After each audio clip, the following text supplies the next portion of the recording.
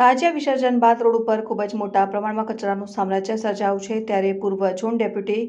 Municipal કમિશનરની આગેવાનીમાં 50થી 100 જેટલા કર્મચારીઓની ટીમ સાથે સફાઈ ઝુંબેશ હાથ ધરાઈ। સંસ્કારી નગરી વડોદરા શહેરમાં મુસ્લિમ સમાજ દ્વારા ગતરોજ તાજિયાઓનું વિસર્જન કરવામાં આવ્યું હતું। તાજિયાઓના જુલુસ નિમિત્તે શહેરના રાજમાર્ગ ઉપર મોટી સંખ્યામાં સમાજના લોકો હાજર રહ્યા હતા।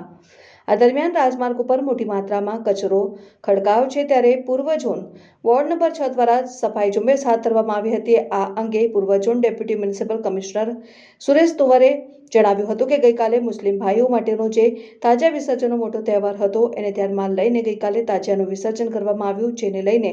વિસર્જનના કાર્યક્રમમાં ખૂબ મોટી સંખ્યામાં લોકો ઉપસ્થિત રહ્યા, જેથી વિસ્તારમાં મોટા પ્રમાણમાં કચરો પડેલો છે તેને ધ્યાનમાં લઈને વડોદરા મહાનગરપાલિકા વોર્ડ નંબર 6 તરફથી વોર્ડ દીઠ સફાઈ ઝુંબેશ હાથ ધરાઈ હતી અને 50થી 100 જેટલા કર્મચારીઓ છે અમારી સપોર્ટ કલેક્શનની ટીમ અને અધિકારીઓ સાથે મળીને મોટી સફાઈ ઝુંબેશ રાખી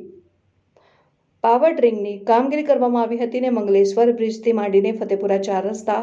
સરસિયા તળાવ અને વારસિયા વિસ્તાર, ચાંપાનેર ગેટ સુધી વિસ્તારમાં સફાઈ ઝુંબેશ અને પાવર ડ્રિંકની કામગીરી કરવામાં આવી રહી છે।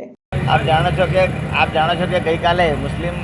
ભાઈઓ માટેનો જે તાજિયા વિસર્જનનો મોટો તહેવાર હતો, જેને ધ્યાનમાં લઈને ગઈકાલે 196 જેટલા તાજિયાનું વિસર્જન કરવામાં આવ્યું છે, જેને લઈને ગઈકાલે તાજિયા વિસર્જનના કાર્યક્રમમાં ખૂબ મોટી સંખ્યામાં લોકો ઉપસ્થિત હતા અને જે તે વિસ્તારમાં મોટા પ્રમાણમાં કચરો પડેલો છે, જેને ધ્યાનમાં લઈને વડોદરા મહાનગરપાલિકા વોર્ડ નંબર 6 તરફથી મોટી સફાઈ ઝુંબેશ રાખવામાં આવેલી છે। 50થી 100 જેટલા કર્મચારીઓ છે, અમારી સ્પોટ કલેક્શનની ટીમ અને અધિકારીઓ કર્મચારીઓ મળીને મોટી સફાઈ ઝુંબેશ રાખીને સફાઈને પાવડરિંગની કામગીરી કરવામાં આવશે। આ મંગલેશ્વર બ્રિજથી માંડીને ફતેપુરા 4 રસ્તાથી માંડીને સરસિયા તળાવ અને સમગ્ર વારસિયા વિસ્તાર, ચાંપાનેર ગેટ સુધીની સમગ્ર વિસ્તારની સફાઈ ઝુંબેશને પાવડરની કામગીરી કરવામાં આવશે। સુરેશ તોવરે, ડેપ્યુટી કમિશનર પૂર્વ ઝોન।